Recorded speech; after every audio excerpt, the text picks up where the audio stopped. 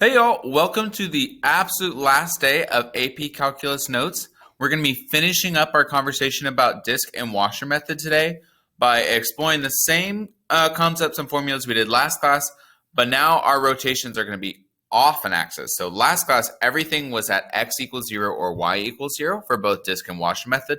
Today, all of our axis of revolutions or rotation is going to be something other than the x-axis or the y-axis. So let's look at number one. And the first thing that you're going to see is going to be kind of difficult about today is we're going to need to make sure that we can identify which method to use. Are we going to be doing disk method or are we going to be doing washer method? So let's read number one. So find the volume of the solid form by revolving the region bounded by f of x is equal to 2 minus x squared and g of x equals 1 about the line y equals 1. So y equals 1, of course, would be that line right there, that red line. So this is what we are revolving around. So what I want you to notice is the entirety of our area that is contained, the area between 2 minus x squared and g of x equals 1. One whole side of it is flush with our axis of revolution, which means there's no holes, there's no gaps, there's no anything between that shaded region and the axis of revolution. So if this is true, then that means this is disk. So disk method, and you might want to add this into your notes, disk method is always the one where the base is completely flush with the axis of revolution on one side. Okay, so that's how we know it's disk method. So since it's disk method, we're only going to be looking for one radius equation. So step one is finding our radius equation. And remember, radius is top minus bottom if I'm rotating horizontally, so about a line y equals 1. So r of x, because I'm rotating horizontally, my top function minus my bottom function, my top function is f of x, my bottom is g of x. So that would be 2 minus x squared minus 1. So r of x would just be 2 minus x squared minus 1. So r of x is equal to 1 minus x squared. Okay, that's step one. Step two, I need to find my interval. So I can very clearly see that my area is contained between -1 and 1. So my interval for step two is going to be the interval from -1 to 1. Then step three, I just want to go ahead and set up my integral. So step three, pi times the integral from -1 to 1, and then it's radius squared. So 1 minus x squared squared. And then, of course, dx for an x interval. And then I'm just typing this in the calculator. This is one I could probably do by hand if I wanted to or needed to. But, of course, we do have the calculator as that resource. And just like last class, y'all, I'm going to show you how to do it without multiplying by pi first and then also with multiplying by pi. So -1 to 1, parentheses, 1 minus x squared. Oop, I'll put an x in first. X squared squared, and then of course dx. So we get that kind of gross number. I can convert it to a fraction real quick, 16/15. So 16/15, or if I multiply it by pi, 3.351. So our answers would be 3.351 or 16 pi over 15.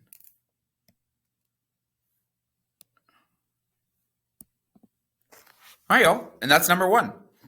Okay, so notice the same method. The only thing that's different about what we did today between what we did last class is instead of minusing 0 for our radius equation, we minus 1 because our axis of revolution was y equals 1.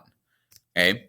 So let's look at number two. Number two, we want to find the volume of the solid form by revolving the region bounded by y is equal to 2x squared, y is equal to 0, and x is equal to 2 around the line x equals 2. Now, I'm going to show you how to graph this one by hand. It's not too terrible. This question, and you'll see once we get to the integral that also holds true. This question would probably, like 99% of the time, be a calculator question. If it's a non-calculator question, they'd probably give you a picture of the graph to make it a little bit easier for you to discern what all needs to be done here. But we're just going to sketch a super quick sketch of this graph.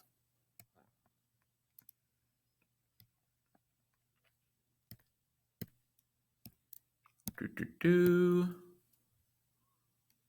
2.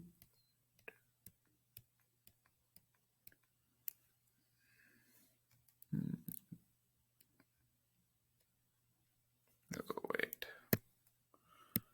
All right. And we start here. If I plug in 1, 1 would be at 2. If I plugged in 2, 2 squared would be 4. 4 times 2 is 8. And there's our parabola.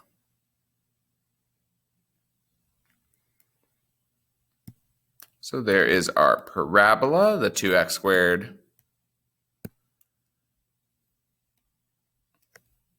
And then our line, x equals 2.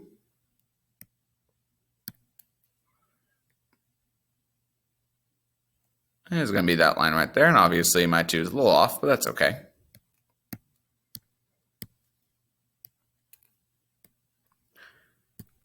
Which means I am concerned with all this area here in the middle. Okay, and I'm revolving around the line x equals 2. So my revolving is happening around that line x equals 2.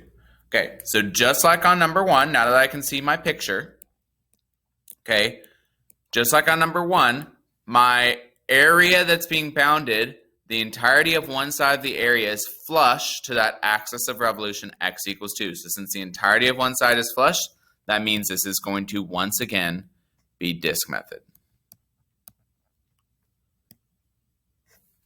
So step 1 is I need to find just my r of x equation because it's disk method. So r of x in this case is right minus left. So my righternmost function is 2. And the reason it's right minus left is because it's a vertical axis of revolution. Okay. My leftermost equation, though, is that y equals 2x squared, but I need it to be an x equals first. So real quick, y equals 2x squared. That would give me y over 2 is equal to x squared, which gives me the square root of y over 2 is equal to x. And technically positive or negative. I'm on the right side, though, so I would want the positive version of that. So 2 minus the square root of y over 2. All right, and that's as simplified as it gets. Can't do anything crazier to that one. So number 2, now I need my interval because it is a vertical axis of revolution. It is a y interval, so my interval is from 0 all the way up to 8. Then my integral, so part 3, pi times the integral from 0 to 8 of 2 minus the square root of y over 2 squared dy. And then, of course, punch that into the calculator. So math 9, integral from 0 to 8, parentheses, 2 minus second square root alpha y equals, to get that fraction. And of course, I can use x instead of y, but you can, of course, use y if it makes you more comfortable. Parentheses squared dx.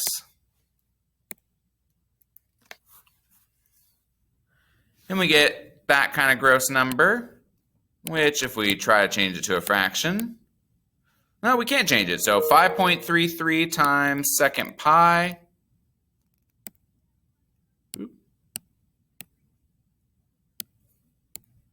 gives us 16.755. So sometimes even if we tried, we can't get a nice pretty fraction. So our only choice is to multiply it out by pi. So we would get 16.755 as our final answer.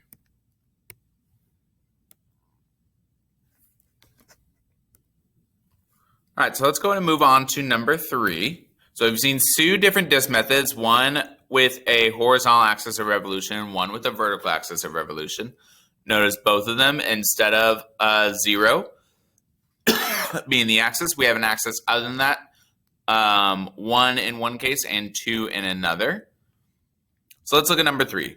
Number 3, find the volume of the solid form by revolving the region bounded by the graphs of y equals x squared and y equals 8 about the line y equals -2. So once again, This one, they don't give us a calculator or a graph, but this is x squared and y equals 8 and y equals -2 are all pretty easy lines that you could graph on your own.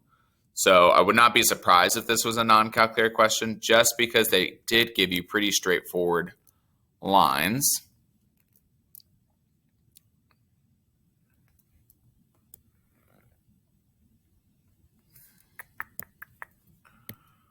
Let's just sketch this super quick.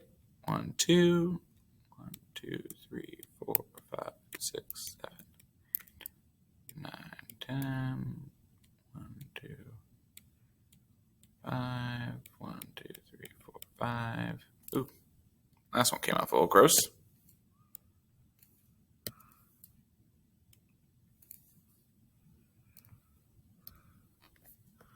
So then our y equals x squared, that's going to start here at 0, 0, then 1, 1, negative 1, 1. 2 goes up to 4. Negative 2 goes up to 4. And then 3 goes all the way up to 9.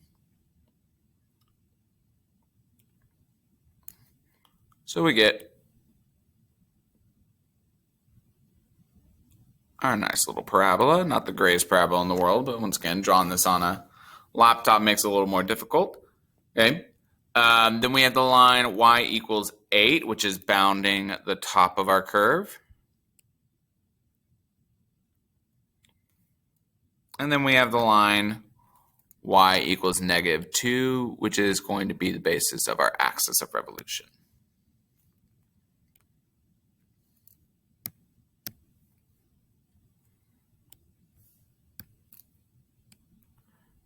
And all this area here in the middle is the region we're concerned about.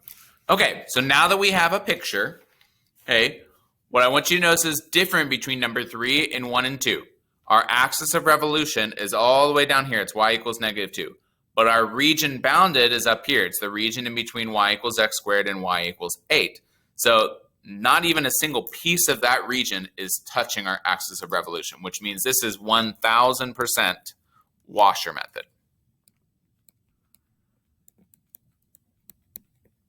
So because this is washer method, that means now we have big R, our larger radius, and small r, our smaller radius.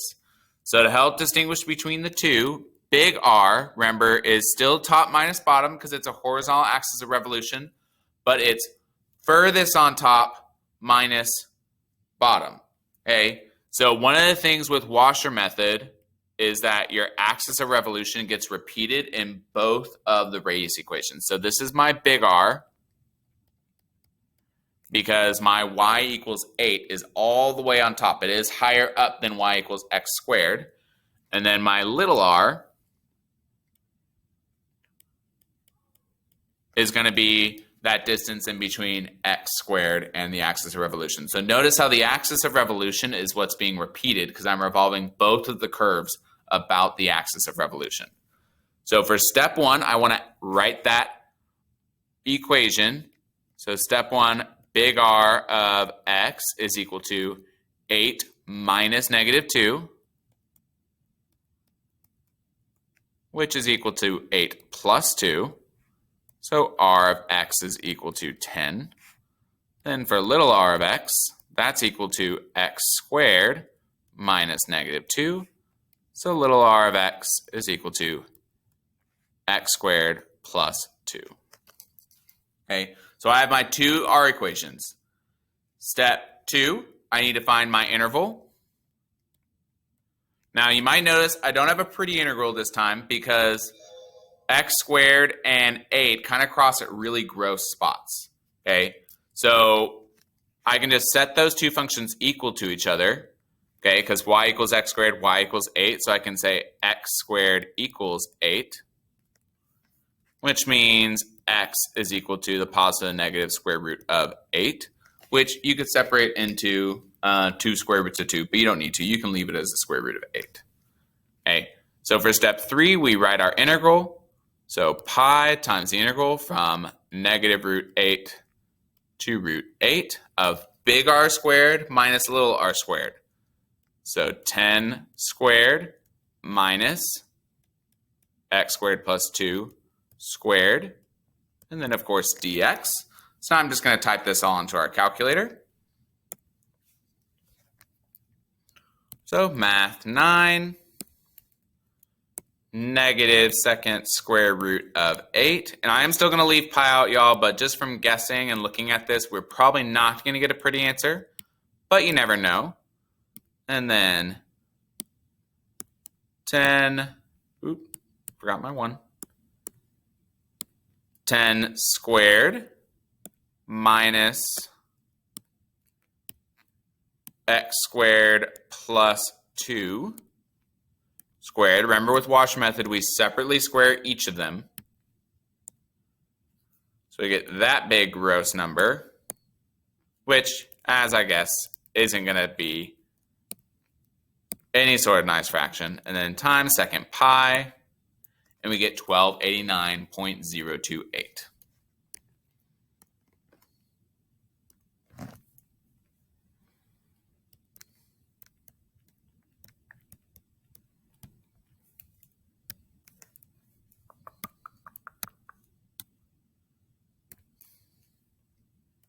And y'all, that's kind of a more advanced Washer method, okay? And that's about as hard as these can get, is Washer, where the axis is not, the axis of revolution is not one of your axes, x-axis or y-axis, okay?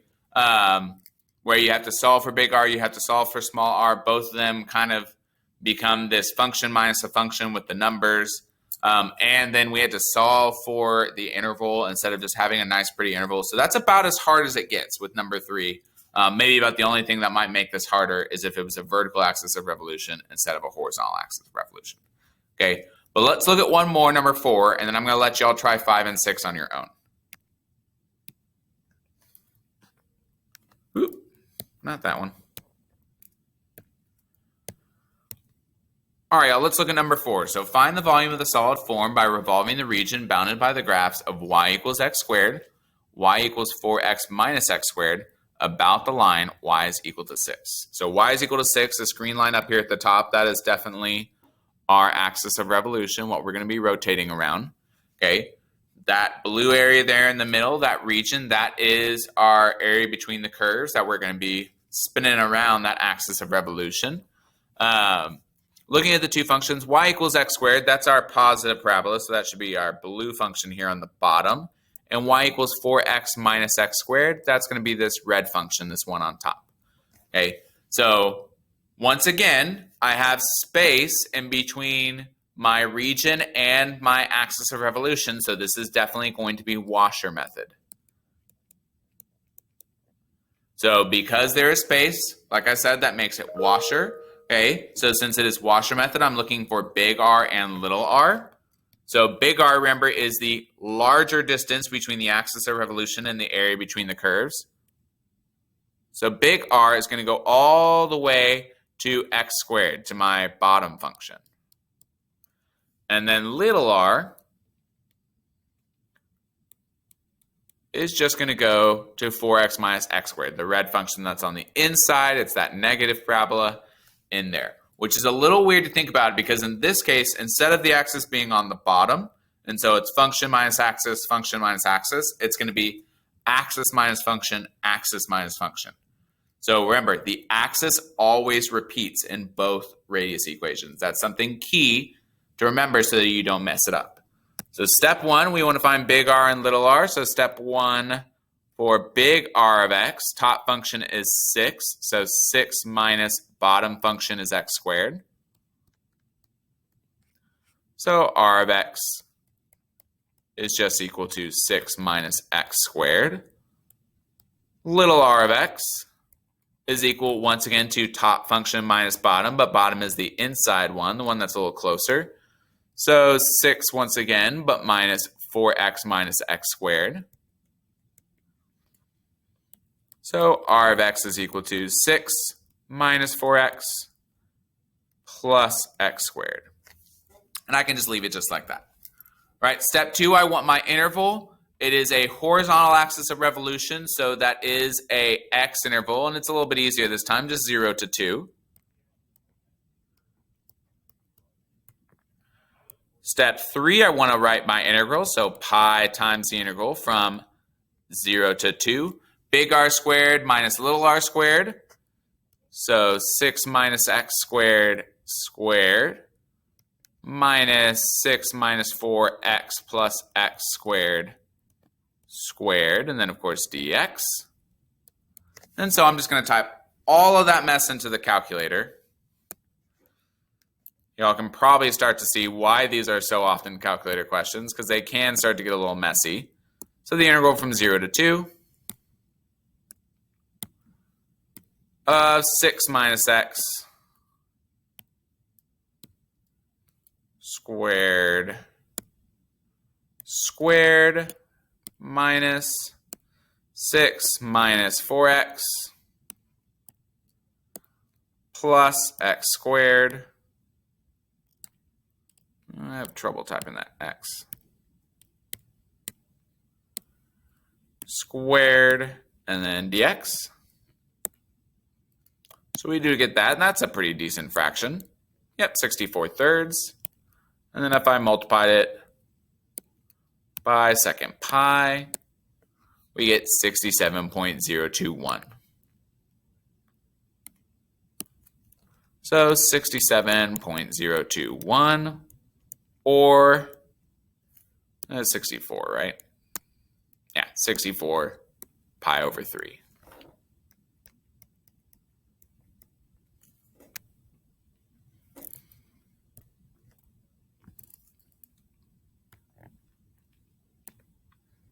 Ooh, that one's bad.